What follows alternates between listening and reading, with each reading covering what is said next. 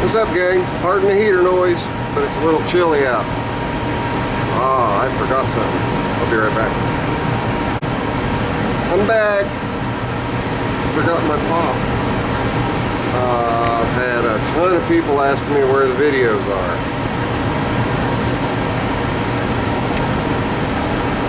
I fell out of my groove. My right shoulder, torn rotator cuff and perforations in the tendons, so I have to have surgery on that shoulder, and it hurts enough that it's been keeping me real out of sorts. And yesterday I attempted to make 6 or 7 different videos and none of them turned out right. Just had to delete the whole bunch of them. I'm not going to revisit them. They were just fails. So set my mind to getting a couple of videos done today, as you guys will see. Some winterizing tips for your riding mowers and for your vehicle if it's going to be stored outside. But just want to let everybody know I'm alive, I'm well, with the exception of having a bum shoulder. So that'll be surgery number 33, guys. 33. Yeah, Humpty Dumpty. I should change my channel name to that. But as far as what's been going on, I've been nursing my shoulder, taking care of wood. See, I've got the shop all set up for splitting wood. Got my log splitter in here. No, guys, don't worry about carbon monoxide. I don't have a problem with it. I've been splitting in this barn for years and years and years. It's all good. But as you guys saw or will see, depending on what order I put the videos up, all of the machinery is in the garage right now, with the exception of that little tractor, which is going to be getting restored very soon so that it can be given for Christmas, and the old Squire, which has trailer duty. It moves the trailer in and out of the shop and takes it over to the smokehouse and also over to the neighbor Michael's, my buddies. Which, by the way, I owe him a congratulations. He's going to be getting married soon. Absolutely wonderful. And I was humbled. He asked me to be his best man. So I guess Zippo's, I'm not going to be getting in a suit, and neither is he. It's just going to be your homebrew backyard type of wedding. But Shirley's a real nice gal. She's going to help keep him in line. But as far as what else has been going on, my most recent video, you guys, wow, you guys are really close. Sorry about that. And checking out the nose hairs. Not a whole lot. I watched one of Bruce Pender's videos, and I've really got to make myself a press, an arbor press. If you look down here on the floor, I have this air press. But it only puts out 250 psi, and since I'm only running 110 psi in my airlines, I'm only putting 110 psi into this. It can't even break an eggshell. So what I thought about doing was one of two things: either getting a hydraulic cylinder to put here, not a powered hydraulic, just, you know, regular bottle jack, and using that, or just something else. But I can take this entire plate off of this base, and it's a real nice big heavy robust cast iron base.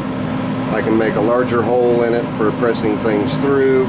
It's a nice small compact package, and it'll be a lot easier to store than one of the large Harbor Freight deals. As far as other weird things that I've done, was just really minor stuff. I did have 2 grinding wheels on here, a coarse and a fine. I found myself only using the fine on this particular grinder.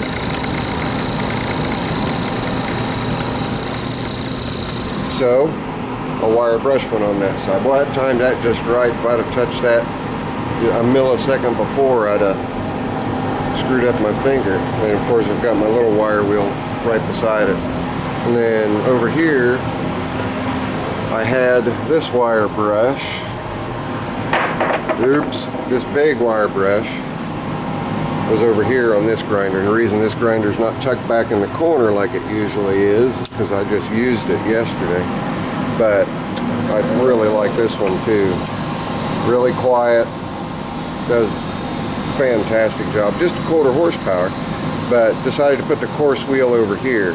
The reason this one's sitting over here by the lathe is so that I can sharpen my tools and whatnot. But this is the stone here that I use for sharpening my tools.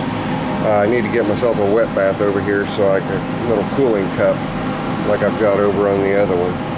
But I did that, moved those over, or changed the wheels, which, you know, that 5-10 minute deal. One of the biggest things that I did was, since 2002, a sorely neglected area of the shop has been up in the loft. Things just get tossed and chucked up there from the ground like empty boxes and whatnot. And I'm real guilty of being a box hoarder. I mean, a big time box hoarder. We're talking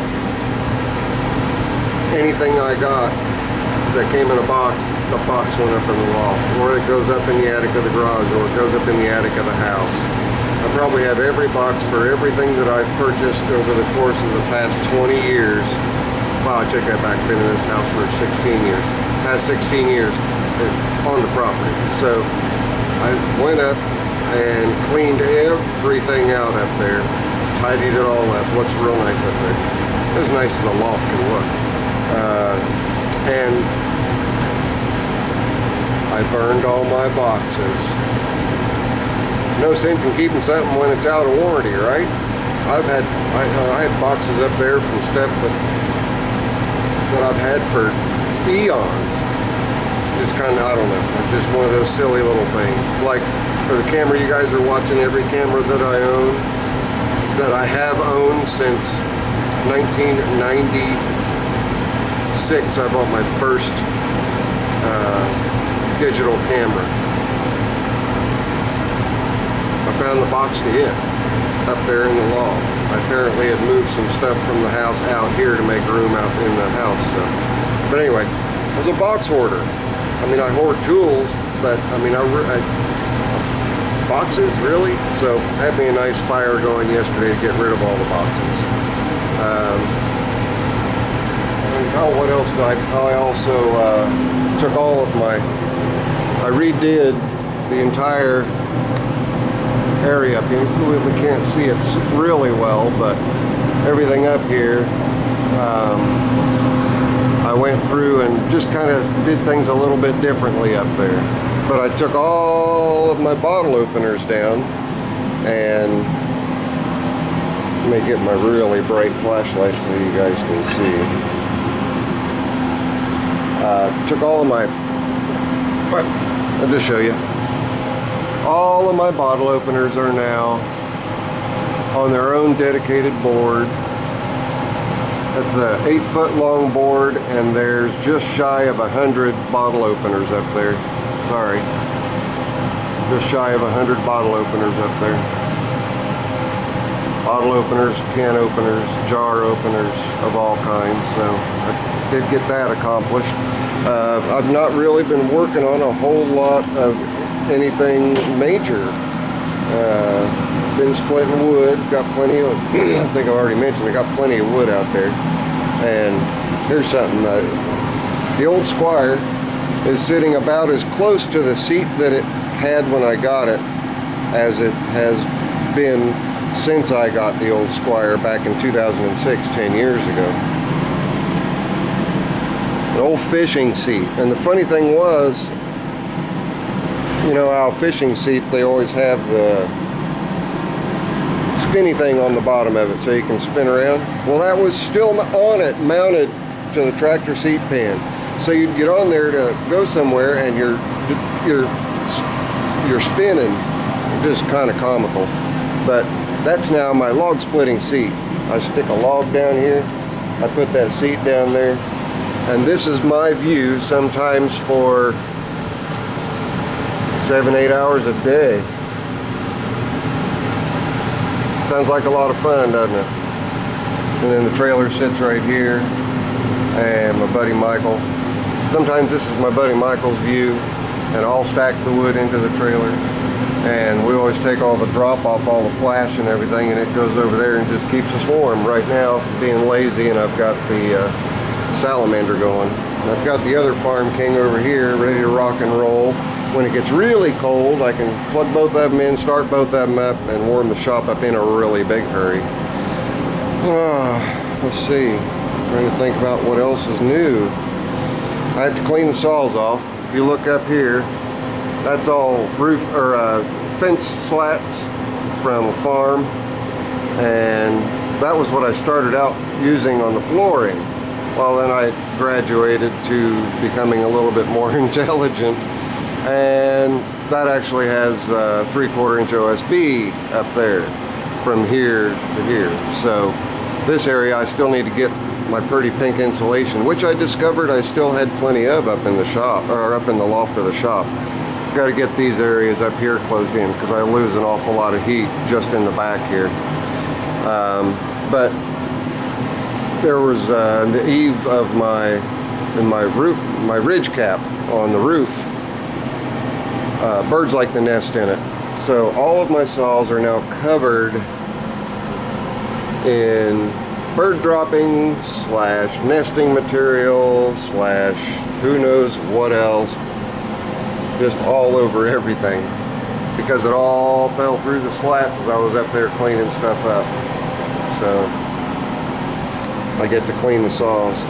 And going into what I was talking about with the previous video, or with the video that I'll put up after this one, I guess, or before it today. If your saws are going to be stored, you're not going to be using your saws anymore. There's conflicting recommendations. Some suggest dump the existing fuel out, go buy the canned 92 octane ethanol free premix from either Steel or Husqvarna, fill them up and leave them sit like that, and they will store great like that. Emptying them out runs the risk of drying out the Zama or Walbro diaphragms in the carburetors, and your fuel lines can also deteriorate faster. So I suggest just going out, depending on how many saws you have, buy some of that premix fuel and use, dump the existing fuel out and use that fuel. Even if you are running an ethanol-free fuel from a gas pump, there's always a chance that they're lying to you and there's a trace of ethanol in it. Be on the safe side, get ethanol-free gas, put it in your chainsaws, run them for a while to make sure that it has run through the carburetor and through your fuel lines to properly store your saws. So, see how long have I been babbling here? I've been going on for 13 minutes. Time flies when you're having fun. One more real quick thing. I just recently discovered Mustie1, and looking at and you guys go look. He makes some really neat stuff, and he's into these small engines like I am, and just go look. But he's got 200 some odd videos up, around 20 some thousand subscribers, but very down to earth, a lot like I am. The same kind of, it's almost like not looking in a mirror, but we're of the same caliber of collector slash tinkerer slash builder, and just go look at his stuff. He's made some really, really cool motorized bicycles, and he's a big VW guy, the old stuff, like the old VW splitty vans, split front window vans, the trucks, bugs, just air-cooled engines in general. So go check him out. I've babbled enough. This is Zippo. Sorry it's taken me so long to get some decent content out to you guys. I just haven't been feeling good. So we'll catch y'all later. Out. Before I leave, my neighbor was cleaning out his garage and came across something I thought it was really, really cool. Now I've already got an old can of Quaker State motor oil that my brother Brian gave me, but every oil change I run a quart of Rizlone engine treatment through my vehicles. You leave it in there, it just replaces a quart of oil. I have done that literally since the day I started driving. I put my 66 Buick, had 70,000 miles on it when I got it. I put 269,000 miles on top of that 71,000 miles. Can't complain about that. Maintenance is key, obviously, but that thing, I attribute at least some of it to Rizlone. But quiets noisy valve lifters, restores lost compression and power, assures smooth running engine, quicker starting, and immediate lubrication even in sub-zero weather. That's what the can says. But I got a really old can of Rizlone. Check it out. Comes in a plastic bottle now, obviously. And along with that came a really old can of Marble Mystery Oil, and the can's still in pretty good shape. So these guys are just in here to, and it's full, it's never been used. But these guys are just in here to add color to the place, add color and character. That's it.